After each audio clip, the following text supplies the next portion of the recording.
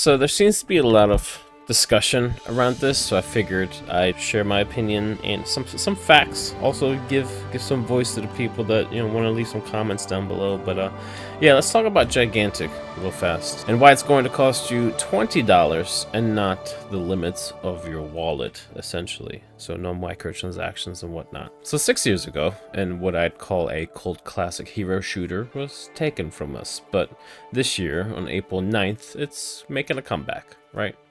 Sort of. Let me explain. So there aren't many games out there, especially free-to-play PvP live service ones, that can say the same about being revived from the dead. We have the historical remasters and MMO revivals, but rarely has a fun competitive PvP multiplayer game been preserved to the point of revival. It should, however, be noted that this isn't a one-to-one revival of the old live service game, but a $20 USD game that is a complete package. And before we move on, actually, would you mind commenting down below if you think this should be a live service game or a single price tag revival? We can make this a bit of an experiment or so. Anyways, other games may have come and gone, right? And many of them have used the live service ingredient we are all used to. And frankly, as an OG gamer, I'm tired of it. Don't get me wrong. Listen, battle passes, loot boxes, and skins at its peak in the late 2010s were exciting, right? Sometimes games get it right, but many times, especially recently, some companies don't. Look at my horse is amazing. While obviously very profitable, gamers are left with a false sense of progression, since you just end up being flooded with a new pass replacing the old one in a few weeks. Be presented with new loot in boxes, a variety of skins ranging from recolors to full reworks even, leaving you with nothing but a collection of FOMO. And in today's age, in this economy, it doesn't take long to realize that gamers are waking up and rebelling. I mean, take Helldivers for example, right? $30, you get like $1 or $2 skins here and there. They even give out their premium currency as loot, like you can go find it out in the wild, which not many games do that. We're all kind of fed up with how expensive these games are getting. Sure, there is the occasional whale that will drop a bunch of money, but for the majority, I think we'd like people to tone it down.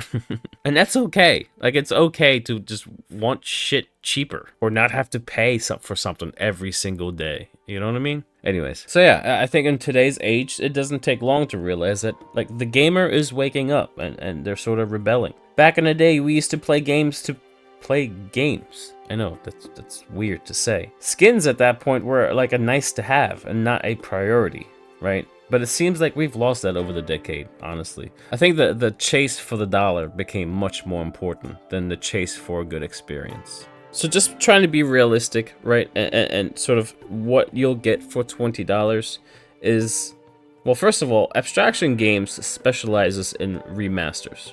It's highly known for their Master Chief collection, right? While some post-launch content is planned, like ranked and maps and a few skins, the devs are not really equipped to handle a live service dev cycle. So that's one of the reasons why we're actually going with the $20 price tag here. Also, Gigantic is a game that runs on Unreal Engine 3, so I can't really imagine working on a new product in an old engine just to upsell some new skins in a daily rotating shop.